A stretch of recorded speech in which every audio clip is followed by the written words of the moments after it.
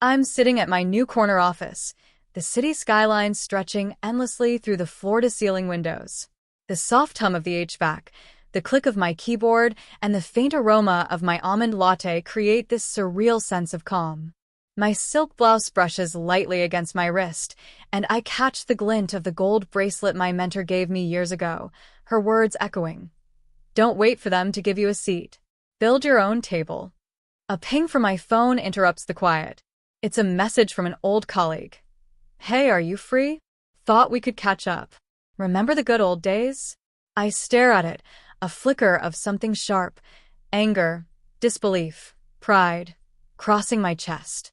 The good old days were the ones where they literally took my chair, moved me to a cramped cubicle, and assumed I'd just stay there. I sip my latte, watching my reflection in the glass.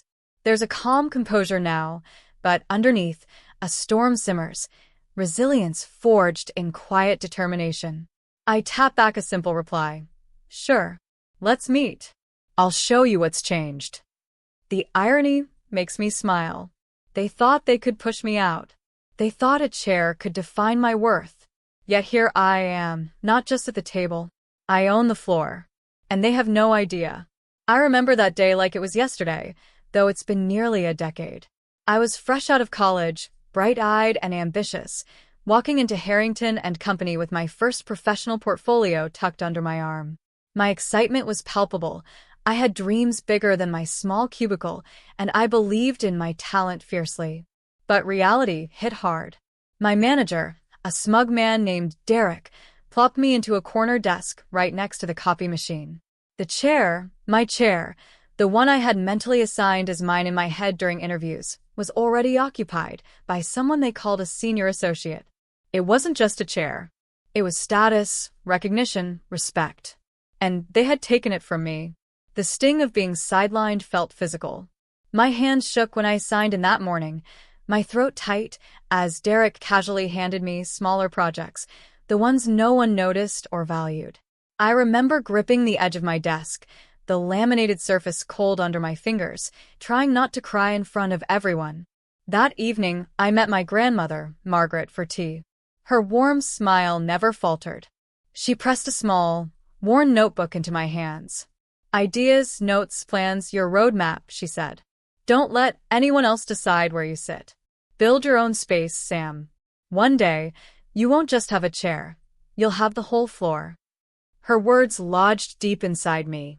That night, I sat at my tiny desk in that cramped cubicle, staring at the flickering fluorescent lights, scribbling plans for freelance projects, side gigs, anything that felt like a foothold in the real world. I could feel the injustice, the anger, the humiliation, but beneath it, a quiet fire burned. I made a promise to myself. I wouldn't fight for a chair. I would fight for the floor. Every snide remark, every dismissive glance, every petty, "you don't belong here" moment became fuel.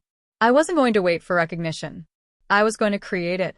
And that, right there, was the moment I truly began. The moment when the girl who lost her chair became the woman who would one day own the office floor. After that night with Grandma Margaret's notebook, I threw myself into work differently. I picked up freelance projects on the side, small, tedious contracts at first, but each one taught me something vital. I remember the late nights, the hum of my laptop in the dark, my fingers stiff from typing, and the soft jazz playlist I used to drown out the city noise. Self-doubt crept in constantly. Am I really cut out for this?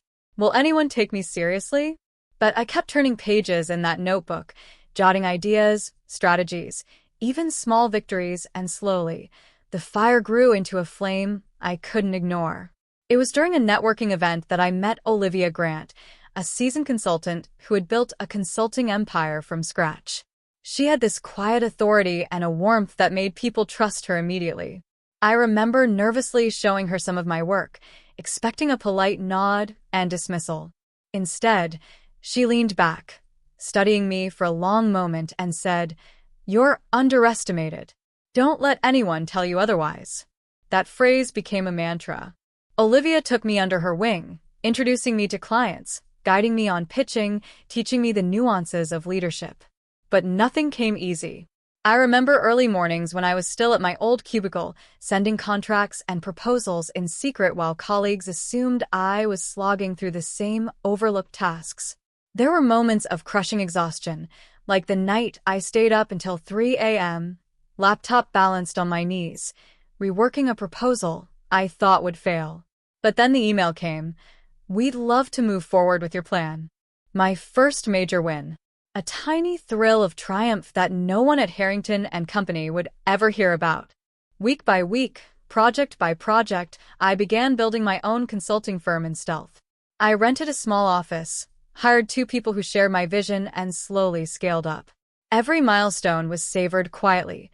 The first client who paid enough to cover rent, the first profitable quarter, the first time I was able to send a check to my grandmother with a note that said, "Thank you for believing in me."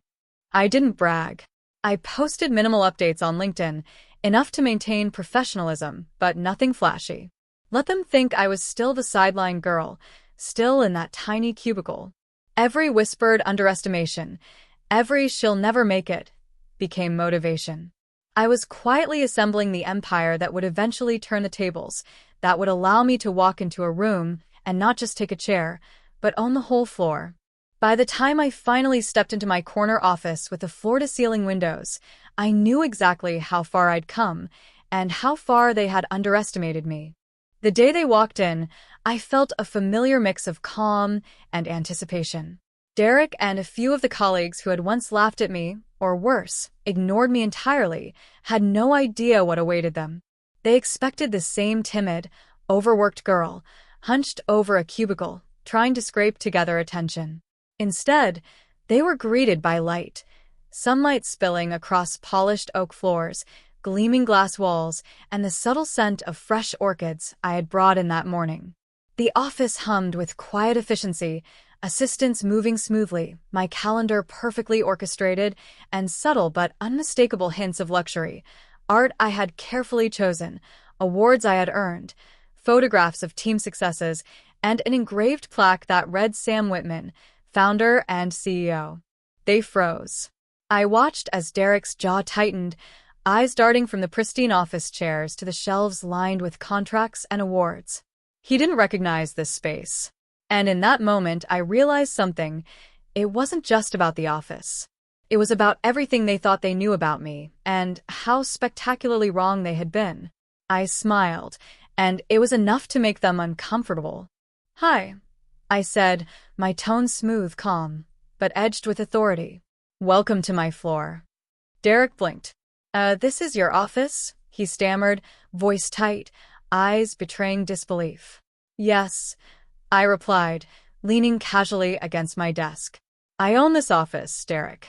And the company that goes with it." You could almost hear the collective gasp. One colleague dropped her coffee cup, eyes wide, and Derek looked like he wanted to vanish through the floor. The same office that had once felt like a cage for me now radiated control, achievement, and undeniable power. I let the silence linger, letting every detail sink in.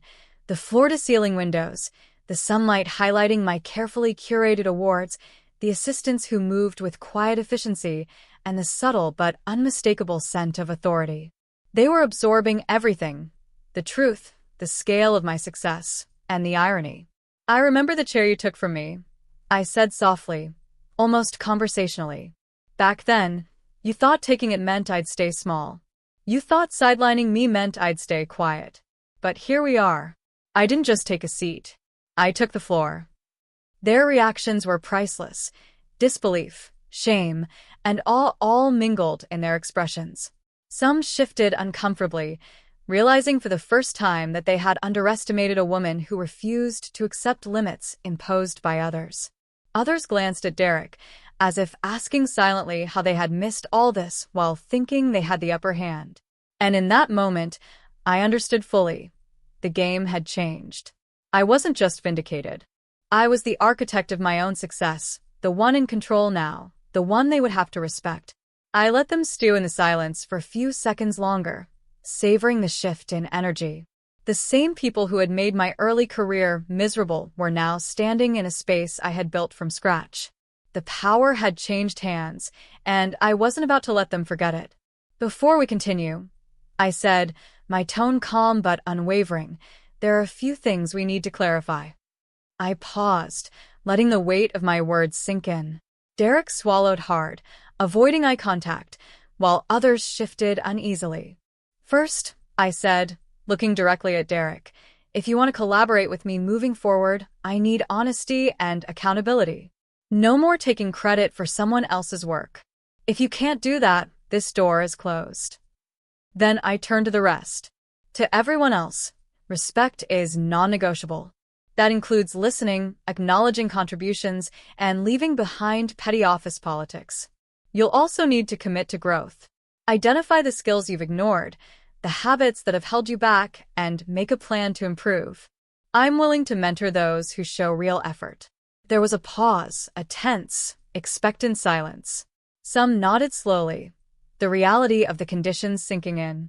Some looked doubtful, but I didn't flinch. I didn't need their instant approval. I needed their commitment. And one more thing, I added, holding up the small notebook my grandmother had given me years ago. This is the roadmap that started it all. I kept it, not because I wanted to hold it over anyone, but because it reminds me what focus, persistence, and integrity can build. If you want to stay in my orbit, you'll need to find your own path, your own tools, your own floor. The expressions around me shifted from guilt to awe.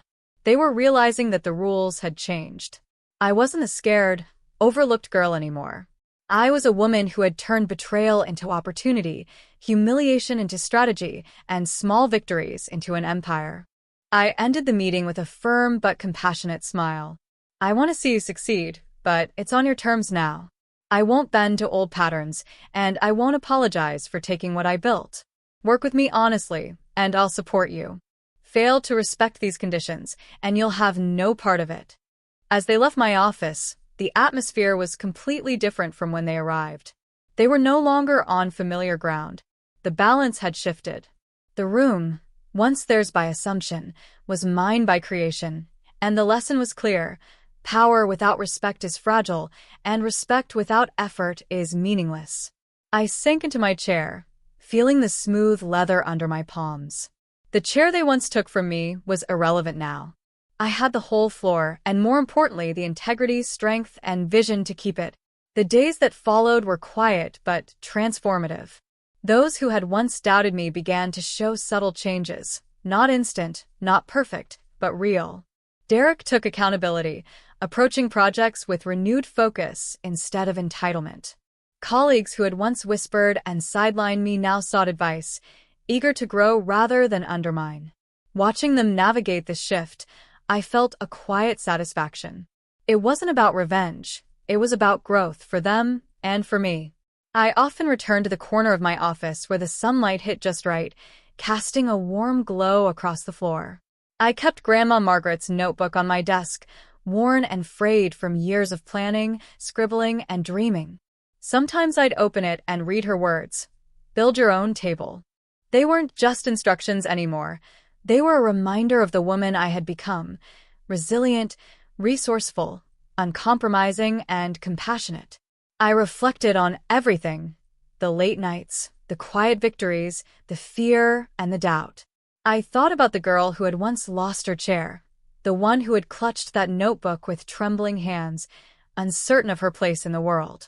She was still inside me, but stronger now, tempered by experience, wisdom, and perseverance. Sometimes, I catch glimpses of myself in others, young women at networking events, ambitious and underestimated, quietly scribbling ideas into notebooks. I offer them guidance, remembering how critical a mentor can be, remembering the power of belief when no one else does. And then I lean back in my chair, the leather smooth beneath my hands, and smile. I think about how far I've come, how a chair that once symbolized limitation became the catalyst for my own empire.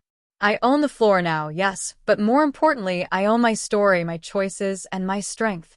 As the sun sets over the skyline, casting golden light across my office, I whisper to myself the words that carried me here. They took my chair, but I built the floor. And with that, I know it is not just victory, It is freedom, resilience, and the quiet, undeniable power of a woman who refused to be underestimated.